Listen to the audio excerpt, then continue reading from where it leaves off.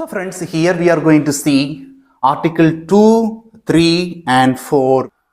Article 2 is talking about the Parliament may by law admit into Union to establish new states on terms and conditions as it thinks fit.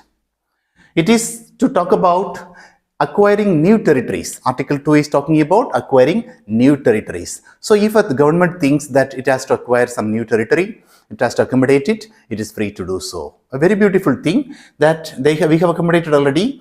So we have seen in the last thing that the Sikkim, through the Sikkim Act, doesn't even have to amend the constitution in order to get the new territory.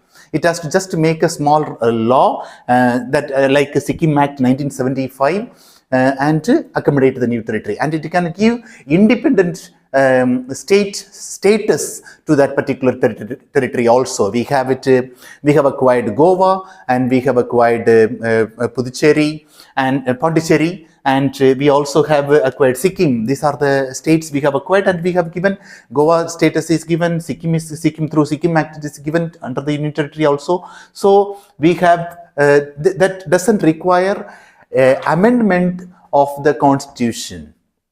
Under 368, it is just to make one law, and they get the approval of the Parliament, and they can get the state. So the power of the Parliament, it is not the state's power.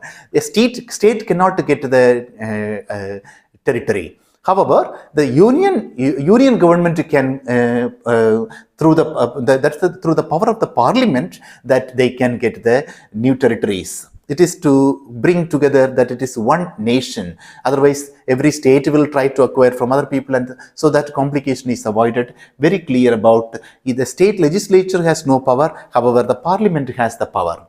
So there is no need of constitutional amendment. They can easily make one small law act, and they can acquire the territory and give them new status.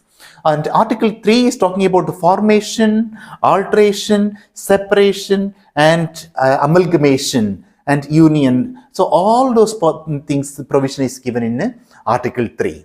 So now a state is too big. If they want to change the name of the state, like for example, the name of the state Madras is changed in 1969 to change to Tamil Nadu state. And then we also have Chhattisgarh, Jharkhand, those states also names have been changed in 2000.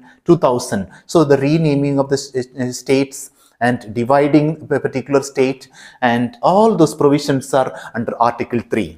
Article 3 gives the provision to the President on his recommendation. This procedure is begun in the Parliament, and on his recommendation the state is formed, and they may ask the state that is involved.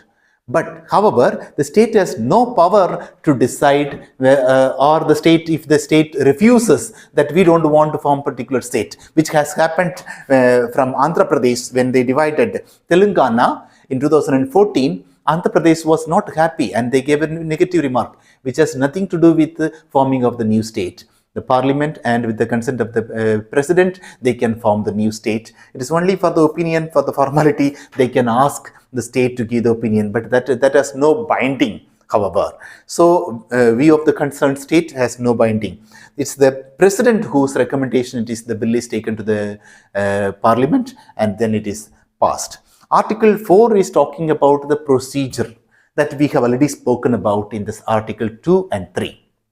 That gives, there is no binding on the constitutional amendment in having any of this separation or alteration or renaming of the state. There is no constitutional amendment required according to Article 4.